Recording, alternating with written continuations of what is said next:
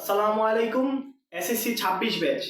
আজকে আমরা আপনাদের কেমিস্ট্রি গাইডলাইন নিয়ে আলোচনা করব, যে কেমিস্ট্রি কিভাবে পড়বেন, কিভাবে এক্সামে ভালো করতে পারবেন এবং আমরা আপনাকে কিভাবে সাহায্য করতে পারি মেন্টরিং এর মাধ্যমে। আগের পর্বে আমরা আপনাদের দেখাইছি যে আপনাদের 30 দিনের মধ্যে কিভাবে পড়তে হবে। বাংলা ইংরেজি 30 দিন পড়তে হবে, টানা রেগুলারলি বা কনসিস্টেন্টলি পড়তে হবে এবং কন্টিনিউয়াসলি আপনার রিভিশন দিয়ে যেতে হবে এবং দুর্বল সাবজেক্টটা প্রতি 30 দিনই পড়তে হবে এবং প্রতি শুক্রবারে 4টা শুক্রবার পাবেন, 4টা শুক্রবারে গ্রুপ সাবজেক্টগুলো পড়বেন আর 4টা শনিবারেও গ্রুপ সাবজেক্টগুলো পড়বেন। আপনি আপনার মতো সাজায়া, বুঝাইতে পারছি? আমাদের কাজ হলো গাইডলাইন দেওয়া আর আপনাদের কাজ হলো ওই গাইডলাইন অনুযায়ী পড়া। তাহলে দেখবেন ইনশাল্লাহ সবচেয়ে ভালো রেজাল্ট করতে পারতেছি। তাহলে শুরু করি। দেখেন, আপনাদের আজকে কেমিস্ট্রি গাইডলাইন নিয়ে আলোচনা করা হবে। কেমিস্ট্রি গাইডলাইন, দেখেন কেমিস্ট্রি গাইডলাইন কোনো একটা পরীক্ষা দেওয়ার আগে বুঝবেন যে পরীক্ষার মধ্যে কি কি চাইতেছে পরীক্ষা আমাদের থেকে। দেখেন, পরীক্ষার ভিতরে বলতেছে যে ওরা পরীক্ষার ভিতরে 3টা পার্ট করছে। একটা হলো সৃজনশীল, সংক্ষিপ্ত প্রশ্ন, এমসিকিউ। সৃজনশীলের মধ্যে কত? সৃজনশীলের মধ্যে 40 মার্ক। তার মানে কি 40 মার্ক মানে কি 4টা সৃজনশীল দিতে হবে। এখন পরীক্ষার ভিতরে সৃজনশীল থাকবে 7টা। এই যে দেখেন, সৃজনশীল থাকবে 7টা, দিতে হবে 4টা। তার মানে কি আপনি 3টা বাদ দিতে পারবেন। 3টা সৃজনশীল পরীক্ষার হলে 3টা, যে কোনো 3টা আপনি বাদ দিয়ে আপনি যে কোনো 4টা অ্যান্সার করতে হবে। বুঝাইতে পারছি? এখন দেখেন দ্বিতীয় কথা, সংক্ষিপ্ত প্রশ্ন 10 মার্ক। এই সংক্ষিপ্ত প্রশ্ন হলে কি আপনারা খ পড়েন নাই? খ বা অনুধাবনমূলক, এই যে খ, এই খ এর মতো খ এর মতো সংক্ষিপ্ত প্রশ্নগুলো, এই সংক্ষিপ্ত প্রশ্নগুলো থাকবে 5টা, 2 নাম্বার করে। তার মানে কি 5 দুগুণে 10। এই 2 নাম্বারের জন্য কতটুকু লিখতে হবে? 3 থেকে 4 লাইন বা 5 লাইন সর্বোচ্চ। হ্যাঁ, এখন দেখেন, আর আপনাদের এমসিকিউ তো থাকবে 25 মার্ক, এটা নিয়ে কোনো কথা নাই। এখন ধরেন এই যে আপনারা ভিডিওটা দেখতেছেন, ভিডিও দেখার মধ্যে অনেকে আছে অনেক ভালো স্টুডেন্ট, অনেকে আছে একটু এভারেজ, অনেকে আছে একটু বিলো এভারেজ। তাদের সবাই একটা সার্বিক গণনা নিয়ে বা সার্বিক চিন্তা ভাবনা করে ধরলাম যে আপনি সৃজনশীলে পাইলেন 30, সংক্ষিপ্ত প্রশ্ন পাইলেন 5 এবং এমসিকিউতে পাইলেন 20। হ্যাঁ, মনে করেন এই যে 4টা সৃজনশীল 7টা থেকে আপনি 4টা সিলেক্ট করতে পারেন, মাত্র 3টা সিলেক্ট করতে পারছেন। 3টায় যদি ভালো মতো দিতে পারেন তাহলে 30। সংক্ষিপ্ত প্রশ্ন অর্ধেক পারলেন 5, এমসিকিউ 5টাই পারলেন না 20। যদি এরকমও হয় আপনি পাইতেছেন 55। এবং ব্যবহারিকে যদি আপনি কোনো ভেজাল না করেন বা কোনো সমস্যা না করেন, ব্যবহারিকে 25 সবাইকে দেওয়া হয়। তার মানে কি আপনি আলটিমেটলি 80 পাইতেছেন। পরীক্ষার হলে 80 পাওয়াটা অনেক সোজা, বুঝাইতে পারছি? কিন্তু আপনারা ভয় পান বা প্যানিক খান বা আপনারা বুঝেন না যে কিভাবে পড়তে হবে। 80 পাওয়া অনেক সোজা, 80 না পাওয়াটা কঠিন। এখন দেখেন ভাই, 80 তো পাবো, আপনি মুখ দিয়ে বইলা ফেললেন। আসলে কি এভাবে 80 পাওয়া যায়? অ্যান্সার হলো হ্যাঁ, 80 পাওয়া যায়। কিন্তু আপনাদের প্রবলেম গুলা কোন কোন জায়গায় আমি বলি। দেখেন, এই যে প্রবলেম গুলা, প্রথম কথা হলো ভাই, পরীক্ষার হলে যখন যাই 7টা সৃজনশীল তো থাকে, 4টাই তো দিতে হয়, কিন্তু দেখা যায় একটার ক পারি, একটার খ পারি না, একটার ক পারি, একটার খ পারি না, বা একটার গ খ পারি, ক খ পারি না। এই যে ক খ সমস্যা হয়, এই ক খ এর জন্য আমরা আপনাদের মেন্টরশিপ প্রোগ্রাম, যেই মেন্টরশিপ ফ্রি প্রোগ্রামটা আছে, এই প্রোগ্রামের গ্রুপের ভিতরে ক খ এর একটা শীট দিয়ে দিব। যেই শীটের মধ্যে আপনাদের যাবতীয় যত ক খ আছে প্রতিটা চ্যাপ্টারের শীট দিয়ে দেওয়া হবে। এবং ইনশাআল্লাহ, আল্লাহ যদি চায়, এই ক খ আপনার গাইড পড়া লাগবে না, আপনার কোনো বই পড়া লাগবে না, কিচ্ছু পড়া লাগবে না, আমাদের থেকে 100% কমন পড়বে ইনশাআল্লাহ। হ্যাঁ, 100% কমন পড়া মানে কি আপনি 4টা 3 4 12 মার্ক, 12 মার্ক এমনি পেয়ে দিতেছেন। 40 থেকে 12 মার্ক, বুঝতে পারছি ক খ। এখন দেখেন কোন কোন চ্যাপ্টার থেকে এক্সামে অ্যান্সার করব। এখন আমরা বুঝি না যে কোন কোন চ্যাপ্টার থেকে এক্সামে অ্যান্সার করব, যে কোন কোন চ্যাপ্টারে আমি যদি ভালোভাবে পড়ি বা ওই জায়গা থেকে যদি অ্যান্সার করি যে আমাকে সর্বোচ্চ নাম্বার দিতে পারে, ওই চ্যাপ্টার গুলো আমরা কি করব, আপনাদের মেন্টরিং এর মাধ্যমে, ওই যে আপনাদের যে গ্রুপ আছে মেন্টরশিপ গ্রুপ, ওই গ্রুপে আমরা আপনাদের ওই চ্যাপ্টার গুলো তো দেখাবো সাথে ইম্পর্টেন্ট টপিক গুলো আমরা দেখাই দিব। যে মনে করেন কথার কথা জীবাশ্ম, খনিজ সম্পদ জীবাশ্ম, আপনারা জানেনই যে এই জায়গা থেকে একটা সৃজনশীল আসবে। এই সৃজনশীল গুলা কোন জায়গা থেকে আসতে পারে, ওই টপিক গুলো আমরা দেখাই দিব। এবং আপনাদের টপিকের ভিতরে কোনো সমস্যা হলে বা আপনি রূপান্তর বুঝতেছেন না, কিছু একটা বুঝতেছেন না, আমরা কি করব, আপনাকে ওইটার জন্য একটা শর্ট ক্লাস করাই দিব, যাতে আপনারা এই ক্লাসটা করে জীবাশ্ম অ্যান্সার করতে পারেন। কারণ কি, জীবাশ্ম এরকম একটা চ্যাপ্টার, যেই চ্যাপ্টারে যদি আপনি অ্যান্সার করেন ওই চ্যাপ্টারটায় 10-এ 10 পাওয়া সম্ভব, স্যার একটা নাম্বার আপনার কাটবে না। কিন্তু নিচের দিকে যদি তাকান তাহলে দেখেন 50 ভিতরে নাম্বার কেটে দেয়, একটি কেটে দেয়। বুঝাইতে পারছি? এইটাই হলো গিয়ে অ্যানালাইসিস করা, যে কোন চ্যাপ্টারে আপনাকে সর্বোচ্চ নাম্বার দিব, কোন চ্যাপ্টারে আপনাকে সর্বোচ্চ নাম্বার দিবে না। বুঝাইতে পারছি? এখন দেখেন, তাহলে আমরা কি করবো, আমরা আপনাকে এইটাও মেন্টরিং এর মাধ্যমে অফার করতেছি যে কোন কোন চ্যাপ্টার থেকে এক্সামে অ্যান্সার করবো। বাসা থেকেই বলে দিব যে এই চ্যাপ্টারে অ্যান্সার করবেন যাতে আপনারা ভালো কিছু করতে পারেন। দেখেন পরবর্তীতে এমসিকিউ, এমসিকিউর জন্য সবচেয়ে দুঃখজনক ভাবে আপনাদের জন্য আমরা কিছু করতে পারি না, আমাদের কাছে সময় নাই।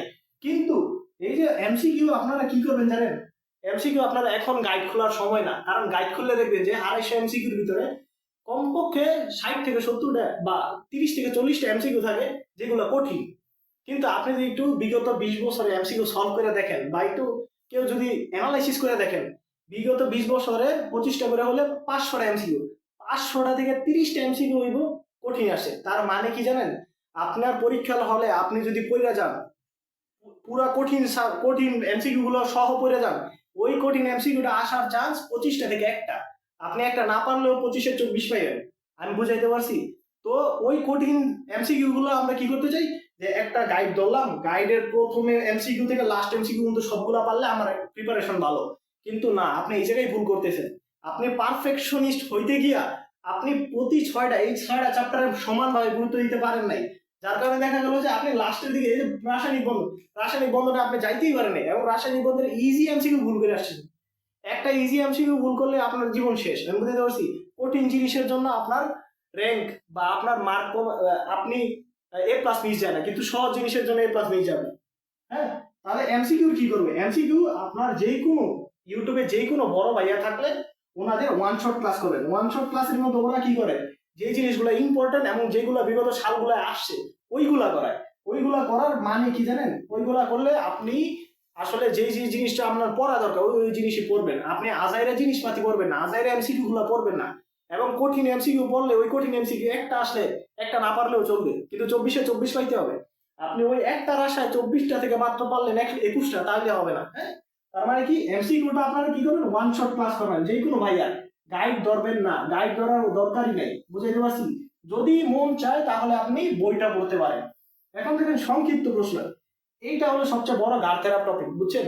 আমি যখন আপনাদের বই দেখলাম, বইয়ের ভিতরে দেওয়া যে সংক্ষিপ্ত প্রশ্ন, এই যে সংক্ষিপ্ত প্রশ্ন, আমি তো মনে করছিলাম যে সংক্ষিপ্ত প্রশ্ন আপনাদের সৃজনশীলের ক্ষয়ের মতো হবে, কিন্তু এখানে আমি চাই দেখি যে সংক্ষিপ্ত প্রশ্নের ভিতরে রসায়নের ব্যাখ্যা লেখো, রসায়ন আমাদের দৈনন্দিন জীবনে কি কি কাজে লাগে ওইটার ব্যাখ্যা লেখো। এইসব ব্যাখ্যামূলক জিনিস চায়। এখন ব্যাখ্যামূলক জিনিস চাইলে আপনি যদি ওই ব্যাখ্যাগুলো মুখস্থ করতে যান, আপনার কয়টা মনে থাকবে? একটাও মনে থাকবে না। বুঝাইতে পারছি? তাহলে আপনি কি করবেন, এই সংক্ষিপ্ত প্রশ্ন মাথা থেকে বাদ দিয়ে দিবেন, যে সংক্ষিপ্ত প্রশ্ন বলতে কোনো দুনিয়াতে এক্সিস্ট করে না কোনো কিছু। এই সংক্ষিপ্ত না পড়ে, এই সংক্ষিপ্তর জন্য খড়া আরো ডেপথ অনুযায়ী, আরো ভালো অনুযায়ী ভালোভাবে বুঝা বুঝা পড়তে হবে, যাতে এই জায়গায় যদি সংক্ষিপ্ত প্রশ্ন চায়, আপনি খ যেভাবে লেখেন, প্রথমে সংজ্ঞাটা দেন, তারপরে 3-4 লাইন লেখেন। এই ক্ষয়ের ভিতরে, সংক্ষিপ্তর ভিতরে কি করবেন, যদি বলে আপনার দৈনন্দিন জীবনে রসায়ন কি কিভাবে ভূমিকা রাখে, প্রথমে রসায়নের ভূমিকা দিবেন, তারপর 2-3 লাইন লিখবেন। এইটা আপনার বানানোর স্কিলের উপর ম্যাটার করে। আপনি মুখস্থ করতে যাবেন, দেখবেন এই সব জিনিস আপনি ভুলে যাইতেছেন। এই একটা জিনিস আপনাকে অনেক পেস লাগাবে। এই কারণে সংক্ষিপ্ত প্রশ্ন দিকে জীবনে তাকাবেন না। না তাকে ক খ এমন ভাবে পড়বেন যে 12-তে 12 পাই, 1 নাম্বার যেন না কাটে। এবং কখ আমরা যে শীট দিব ওই শীটের ভিতরে ইনশাল্লাহ 100% আসবে। বুঝাইতে পারছি?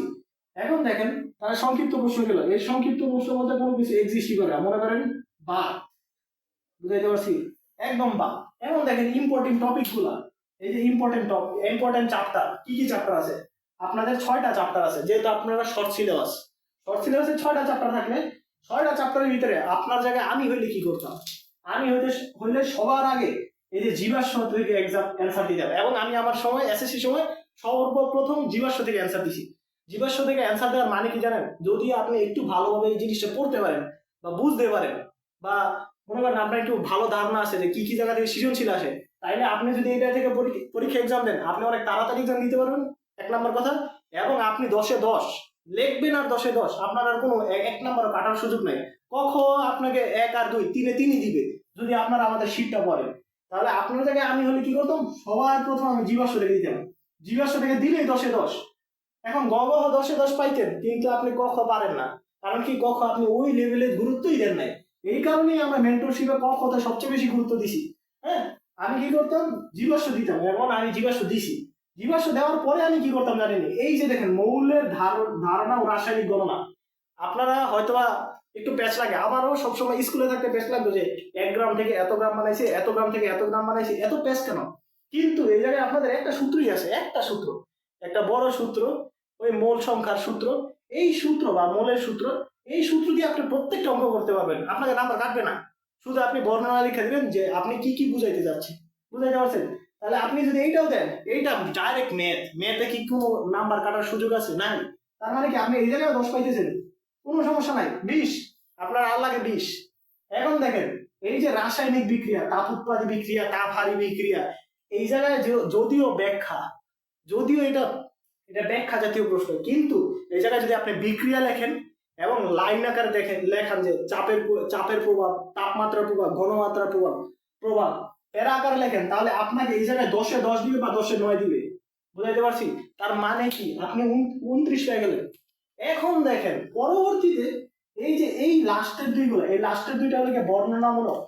হ্যাঁ, এই যে লাস্টের দুইটা, এই লাস্টের দুইটা হলো কি বর্ণনামূলক, এবং বর্ণনামূলক। এখন আপনি এই জায়গায় লেখা রাখেন, আপনাকে এই জায়গায় 10-এ 10 দিবে না, আপনাকে এই জায়গায় সর্বোচ্চ 8 দিবে বা 9 দিবে। আপনার ভালো লেখা হলে 9 দিবে, নাহলে 8 দিবে। বুঝতে পারছি? এখন আপনারা পরীক্ষার হলে কি করেন জানেন? পরীক্ষার হলে দেখেন যে পর্যায় সারণী থেকে একটা আসে মূলের পর্যাবৃত্ত ধর্ম, আপনি দিয়ে দিন। আপনি প্রথমে শুরু করেন এইটা দিয়া। এখন প্রথমে এটা দিয়ে শুরু করলে কি হবে, স্যারের মাইন্ডসেট ঠিক হয়ে যাবে যে এই 8 পাইছে, ও তো 10-এ 10 পায় না, এ তো ভালো স্টুডেন্ট না, বা ওরে এভারেজ, আপনাকে এভারেজ স্টুডেন্ট হিসেবে খাতাটা দেখবে। আপনি যখনই জীবাশ্ম দিয়ে শুরু করবেন বা ম্যাথ দিয়ে শুরু করবেন, যখন স্যারে 10-এ 10 দিবে খাতার ভিতরে, তখন আপনার খাতার ইমপ্রেশনটাই বদলে যাবে যে এই লোক প্রথম 10-এ 10, পরেরটাও 10-এ 10, পরেরটা দেখবেন আপনার 8 পাওয়ার কথা আপনি পাইতেছেন 9, এমন হইতে পারে 10-ও পাইয়া যাবেন, কারণ স্যার একটা বিশ্বাস এসে বলছে আপনার খাতার ভিতরে যে আপনি এইভাবে লিখতে পারেন বা আপনি ক্যাপাবল। বুঝতে পারছি? এখন দেখেন ভাই, সবগুলো থেকে সৃজনশীল আসবে, আপনার সৃজনশীল 7টা আসবে, 7টা থেকে যে কোনো 4টা দিতে হবে। এখন আপনি যদি এই যে এই তিনটা যদি পড়েন, এই 3টা পড়লে 3টা সৃজনশীল কমন পাবেন, 3টা ইনশাআল্লাহ, 3টা। এবং এই যে বাদ বাকি 2টা, এই 2টা থেকে একটা কমন পাবেন। আমি আপনাকে বলতেছি যে আপনি এই 3টা থেকে দিবেন, ম্যাথ একটা দিবেন, এবং বিক্রিয়া থেকে একটা দিবেন, মানে রাসায়নিক জীবাশ্ম থেকে একটা দিবেন, জৈব যৌগ, এবং রাসায়নিক বিক্রিয়া থেকে একটা দিবেন, এবং রাসায়নিক বন্ধনটা যদি পারেন পড়বেন, না পারলে তবুও বইটা পড়বেন, কারণ এমসিকিউর জন্য আপনার দরকার। এবং এই দুইটাও বইটা যাবেন, এই দুইটা তো ডাইরেক্ট মুখস্থ, বুঝে যাবেন। এই দুইটা একটু বর্ণনা আপনি আপনার মন মতো লিখতে পারবেন, কিন্তু এই জায়গায় আপনার মন মতো লেখার কোনো সুযোগ নাই, এই জায়গায় যা লিখবেন তাই নাম্বার। তার মানে কি, আপনি যদি এই চ্যাপ্টার গুলা প্রথমে শুরু করেন, এটা দিয়ে শুরু করেন, পরে এটা লেখেন, তার পরবর্তীতে কি করেন, এইটা লেখার পরে 3টা লেখলেন, 3টা যখন সৃজনশীল লেখা শেষ করবেন, তখন আপনি দেখবেন আপনি 30-এ 30 পাইতেছেন, আপনার ভিতরে অটোমেটিক্যালি কনফিডেন্স বুস্ট করবে। বুঝাইতে পারছি? পরে কি করবে, পরে লাস্ট দিকে এটা লিখবেন, এটা লেখার পরে যদি আপনি আমাদের গাইডলাইন অনুযায়ী পড়তে পারেন, আপনার 40-এ থেকে 39-এ পাওয়া সম্ভব ইনশাআল্লাহ।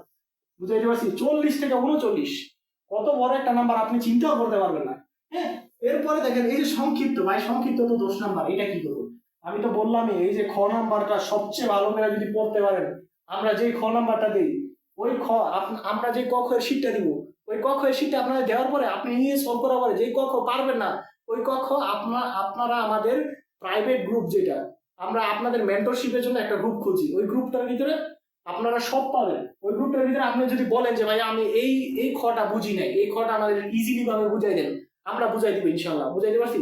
এই আমাদের মেন্টরশিপ প্রোগ্রামে যুক্ত হওয়ার জন্য আপনাদের কিছুই করা লাগবে না, আপনারা ফ্রিতে, একদম ফ্রিতে আমাদের পেজে যাবেন, পেজে যাওয়ার পর একটা মেসেজ দিবেন যে ভাইয়া আমরা মেন্টরশিপ গ্রুপে যুক্ত হইতে চাই, আমরা আপনাকে যুক্ত করাবো এবং পরীক্ষার লাস্ট পর্যন্ত আপনাকে সাপোর্ট দিব এবং গাইডলাইন দিব যে কিভাবে আপনি পরীক্ষায় ভালো করতে পারেন। বুঝতে পারছি? এই যে সংক্ষিপ্ত প্রশ্ন, যদি আপনি খ ভালো করে পড়েন, তাইলে এই সংক্ষিপ্ত প্রশ্নে ধরলাম আপনি 5ই পাইলেন, 5। হ্যাঁ, 5 তো পাবেন না, যদি কেউ খ ভালো করে পড়েন তাহলে 7-8ও পাইবে, কিন্তু আমরা ধরলাম 5 পাইলেন। 39 আর 5 কত হয়? আমাদের গাইডলাইন কত ছিল? এই জায়গায় 30 ছিল, আপনি পাইতেছেন 39। 39ও ধরলাম না, আপনি পাইলেন কত? 37 ধরলাম, কথার কথা। হ্যাঁ, 37ও ধরলাম না, ধরেন 35 পাইছেন, এরতে তো কমাইতো না যদি আপনি ভালো করে পড়েন। এই জায়গায় পাইলেন 5-এ 5, সমস্যা নাই তো। এখন দেখেন আপনি যখন সৃজনশীলটা ভালো মতন দিতে পারবেন, এখন এই যে দেখেন এমসিকিউর ভিতরে যদি আপনি 15 পান আপনার 80 আসে, 15 পাইলেও 80 আসে। কিন্তু এমসিকিউ আপনার এত খারাপ যাবে না আপনি যদি ওয়ান শটটা করেন এবং ওয়ান শটের ওদের স্লাইডগুলো ডেইলি রিভিশন দিবেন। ওয়ান শট করার পরে আবার গাইডটা খুললেন না, দোহাই লাগে আল্লাহর, গাইডটা খুললেন না। গাইডটা না খুললে ওরা যে ওয়ান শটটা দিছে এই ওয়ান শটটাই এমসিকিউ গুলো বারবার নিজে প্র্যাকটিস করে বুঝবেন যে ওরা এই এমসিকিউ গুলোর ভিতরে কি বুঝাইতে চাইছে। একটা এমসিকিউ এইরকম একটা কনসেপ্ট দিয়ে আমি কয়টা এমসিকিউ সলভ করতে পারি, বুঝাইতে পারছি? তো এইভাবে যদি আপনি করতে পারেন তাহলে আপনার মার্ক 80 আসা ইনশাল্লাহ 80 আসা কোনো ব্যাপার না। এবং এইভাবে পড়ালেখা করে আমি নিজে 95 পাইছি, তাহলে আপনি 80 পাবেন না কেন? এবং বিশ্বাস করবেন আপনাকে এত কিছু বললাম না, এত কিছুর ভিতরে আমি জাস্ট এই পুরা জিনিসগুলার 70% জিনিস আমি পড়ে গেছি, 70% জিনিস অ্যাপ্লাই করে গেছি পরীক্ষার হলে। 70% অ্যাপ্লাই করার পরে আমি 95 পাইছি। আর আপনি যদি এই পুরোটা যদি আমাদের গাইডলাইন অনুযায়ী পড়েন তাহলে আপনি বুঝতে পারতেছেন আপনি 99ও পাওয়া সম্ভব, বুঝতে পারছি? অন্য মানুষ পরীক্ষার হলে যাবে এই চিন্তা ভাবনা করে যে ভাই আমার কমন আসবে কিনা, আর আপনি পরীক্ষার হলে যাবেন আমি কোনটা দিয়ে শুরু করব এবং কোনটা দিয়ে শেষ করব, বুঝাইতে পারছি? বাসা থেকে ডাইরেক্ট নকল, কিন্তু এই নকলটা হলো পরোক্ষ নকল, আপনি জানেন যে কি কি আসবে কি কি আসবে না, বুঝাইতে পারছি? এখন দেখেন তো গেল যাওয়ার পরে হলো গিয়ে আমি সবসময় কি করতাম পরীক্ষা হলে যাওয়ার আগে অনেকগুলো প্ল্যান নিয়ে যেতাম যে এরপরে এই প্ল্যান করবো, এরপরে এই প্ল্যান করবো। হ্যাঁ, এই যে দেখেন প্ল্যানের ভিতরে একটা হলো গিয়ে প্রথম প্ল্যান যা বললাম, এই এতক্ষণ যা গাইডলাইন দিলাম এই গাইডলাইন যদি ভালো করে পড়ে যান আপনার 80 পাওয়া ইনশাল্লাহ 80 পাওয়া 100% আপনি 80 পাইবেন। এখন ধরেন সবার সবকিছু হয় না, মনে করেন আপনার ভাগ্য খারাপ, আপনি পড়ে গেছেন কিন্তু পড়ে যাওয়ার পরে আপনি মনে করতে পারতেছেন না, বা আপনার কি হলো পরীক্ষার ভিতরে পরীক্ষার প্রশ্ন কঠিন এলো, কঠিন আসার পরে দেখবেন যে আপনি 60% মার্ক পাইছেন, শুধু 60% মার্ক পাইছেন না, আপনি 60% পারেন। যেমন 60% পারা মানে কি জানেন, 4টা সৃজনশীল থেকে 2টা সৃজনশীল পারেন, এমসিকিউ 20টা পারার কথা আপনি 15টা পারেন, বুঝতে পারছি? দেখা গেল যে আলটিমেটলি কি হলো, আপনি যখন এই ফেজটা দেখবেন যে পরীক্ষার হলে প্রশ্নটা কঠিন আসছে তখনও আপনার ভিতরে কনফিডেন্স বুস্ট করবে, কারণ ভাই বলছে যে ভাই 60% পাইতে পারেন বা 60%ও কমন আসার চান্স আছে। তখন কি করবা? তখন ঠান্ডা মাথায় এই 60%, 75-এর 60% যদি টাকায় দেখেন হয়তো 40-41 আসে পুরো এমসিকিউ আর সিকিউ মিলে, তাইলে তখন কি করবেন? তখন মাথাটা ঠান্ডা করে এই 41 আগে অ্যান্সার করবেন, এই 41-এর ভিতরে 1 নাম্বারের জন্য না কাটে, বাদ বাকি সব আন্দা খুন্দা লিখে দিবেন, যত কখ পারছেন কখর জ্ঞান যাবতীয় বইয়ের জ্ঞান এই 2 বছর যা পারছেন সব দিয়ে দিবেন। দেখবেন ইনশাল্লাহ 100 জন যদি থাকে 100 জনের ভিতরে যদি 10 জন ভালো করে 10 জনের ভিতরে আপনার নাম একটা থাকবে, বুঝতে পারছি? এখন দেখেন এই যে 60%-এর ভিতরে একটু কনফিউশন আছে, দেখেন এমসিকিউ যদি এমসিকিউ তো সবার আগে খাতা দেয় এবং সবার আগে নিয়ে যায়, এই জায়গায় টাইম স্বল্প থাকে। এমসিকিউ কোনোদিন বা পরীক্ষার হলে গিয়ে যদি দেখেন এমসিকিউ আপনি পারতেছেন 15টা আর বেশি আরো 10টা এমসিকিউ বাকি, তখন কি করবেন? তখন যদি পরীক্ষার হলে অনেক বেশি গাঢ় হয় তাহলে কি করবেন? আপনি নিজের মতন আপনার মনে যেটা বলে ওইটা দিয়ে দিবেন, আর না হলে 10টা সি দিয়ে দিবেন। 10টা সি দিয়ে দিলে কমপক্ষে 2 থেকে 3 মার্ক পাবেন, বুঝাইতে পারছি? তো খালি রেখে আসতে পারবেন না যে স্যার আমার খাতা নিচে গা বা স্যার আমার খাতা নিচে গা এখন আমি এমসিকিউ ফিল আপ করতে পারি, ফিল আপ না করলে নাম্বার দিবে না, কিন্তু যদি ফিল আপ করতে পারেন তাহলে নাম্বার 100% দিবে। হ্যাঁ, এটাই বলছি যে প্ল্যান সি, এই যে দেখেন প্ল্যান সি, পরীক্ষার হলে যদি এমসিকিউ আপনার 10টা মতন কমন না পড়ে 5 থেকে 7টা আপনার ফ্রেন্ডের দেখে লিখেন বা ফ্রেন্ড থেকে হেল্প নিয়ে, হ্যাঁ ফ্রেন্ড থেকে হেল্প নেওয়ার সমস্যা নাই, কিন্তু হেল্প নিয়ে এমসিকিউ যদি হেল্প নিতে পারেন তাহলে ভালো, যদি না নিতে পারেন টানা 3টা সি কোনো কথা নাই, টানা 3টা সি। এখন এরপরে প্ল্যান ডি হলে গিয়ে ঘূর্ণিঝড় যদি আসে তাহলেও আমার খাতায় ফুল লেখা থাকতে হবে। এর মানে কি বুঝছেন?